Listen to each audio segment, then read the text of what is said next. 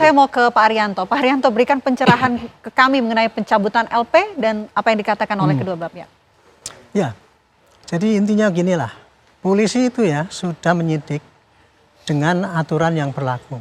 Nah, kemarin dengan adanya aturan lama dan aturan yang baru yang berlaku itu, kan KUHP lama, KUHP baru kan gitu ya.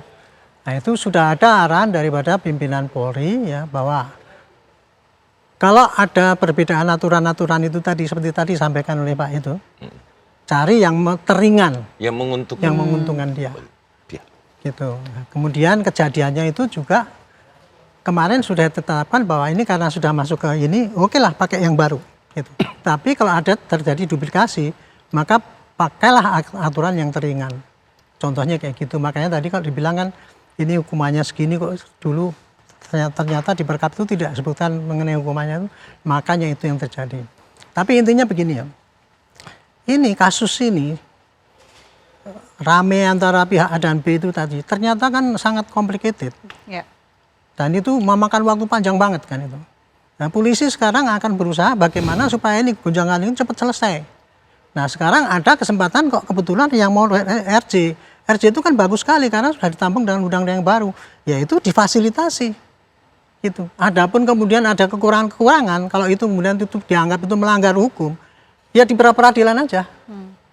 Digugat bahwa itu supaya itu enggak kalau seandainya tidak setuju dengan itu ya aturan-aturan itu ya, digugat aja supaya nanti ditentukan oleh otoritas. Oh ya ini keliru, oh, berarti nanti SPTK-nya polisi dibatalkan, mungkin yang terjadi kayak gitu. Tapi ini tujuan daripada polisi kan baik kan, menyelesaikan kasus dengan secepat-cepatnya dengan cara damai dan menampung semua aspirasi. Gitulah. Jadi kalau ada kekurangan-kekurangan dan sebagainya itu, ya itu saya nggak ngerti apakah itu kekurangan apa tidak ya. Itulah yang namanya penafsiran hukum itu tadi. Hukum itu selalu menimbulkan penafsiran yang berbeda-beda. Ada orang bilang ya ada 10 pengacara, itu kalau diadu pengacara ya, ada 12. Beda-beda gitu. Nah itu. Jadi intinya ginilah. Dengan adanya SP3 ini nyicil polisi itu ya, menyelesaikan kasus ini sedikit demi sedikit bisa selesai dengan reda, sehingga kita ini tidak terombang-ambing dengan masalah ini. Ini kan masalah ini kan menyita perhatian publik ya, sehingga kita juga mestinya udah konsentrasi kepada bagaimana membangun negara ini. Kira-kira menurut Pak Arianto, Pak, rujukan yang dipakai Polda Metro Jaya ini Perpol 8 2021 atau KUHP yang baru, Pak? Saya tidak tahu saya. Saya hanya pengen konfirmasi aja. Saya tidak tahu. Karena saya tidak tanya penyidik. Ya. Karena saya bukan penyidik. Tapi karena tentu berimplikasi hukum gitu. Ya. Kalau Perpol yang dipakai, kalau implikasi hukum ya Pak ya, itu dianggap tidak ini. Di pra-peradilan aja, enggak. Kami tidak ada kepentingan soal pra-peradilan. Kami bukan pihak yang berkepentingan itu. Bukan itu.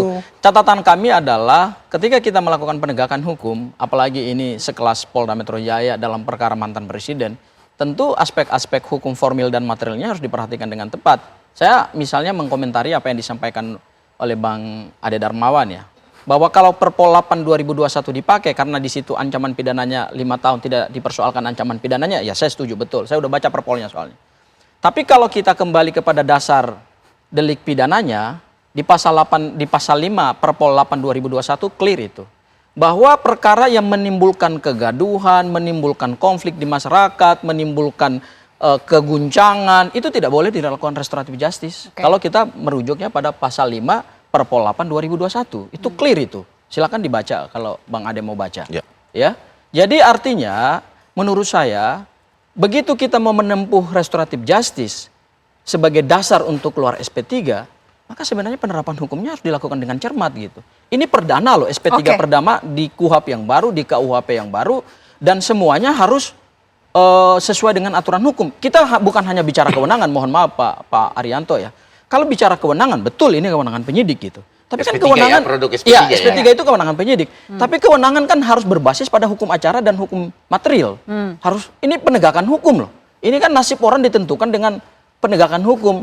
Jadi kalau penerapan hukumnya tidak sesuai dengan apa yang diatur dalam KUHP, kemudian tidak sesuai dengan apa yang diatur dalam Perpol 8 2021, ya tentu menurut kami ini catatan kritis. Berarti penyidik Polda Metro Jaya dalam mengeluarkan produk SP3 tidak memperhatikan aturan hukum yang dibuat oleh negara, tetapi hanya karena dasarnya kewenangan, dan kewenangan itu di dalam hukum nggak boleh melampaui batas. Kalau dari pihak Roy Suryo CS tidak puas begitu dengan hasil SP3, kenapa tidak kemudian dipermasalahkan pra peradilan, ditahan nanti? Kita akan lanjutkan usai jeda. Apa kabar Indonesia Malam akan kembali untuk Anda pemirsa sesaat lagi.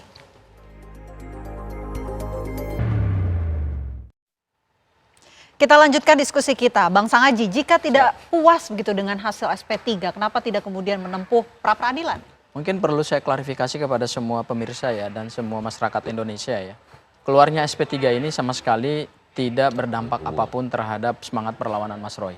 Jadi tidak menguntungkan Mas Roy, juga tidak merugikan Mas Roy. Itu sama sekali nggak ada kepentingan Mas Roy dengan SP3 ini. Ya, jadi ini perlu diklarifikasi supaya jangan ada narasi-narasi yang mengatakan bahwa seolah-olah dengan keluar SP3 ini maka dalam quote and quote merasa ditinggalkan ya, gitu bukan, ya. Emang ditinggalkan. Nyinyir gitu loh, seolah-olah ada nyinyir dari pihak Mas Roy. Enggak, bukan itu. Makanya kemudian kalau pilihannya pra peradilan yang bisa ditempuh, kami tidak punya kepentingan untuk menempuh pra peradilan, dan konteks pra peradilan itu kan hanya bisa dilakukan oleh para pihak. Pihak terutama adalah tersangka ya, ataupun juga mungkin pihak keluarganya atau kemudian ahli warisnya gitu. Itu yang sama sekali tidak ada hubungannya dengan kami, atau juga mungkin para pelapor itu sendiri. Jadi kami tidak akan menempuh pra peradilan, tetapi bagi kami SP3 ini karena dikeluarkan berhubungan dengan penetapan tersangka 8 orang anak bangsa itu, maka tentu harus menjadi catatan perhatian kita adalah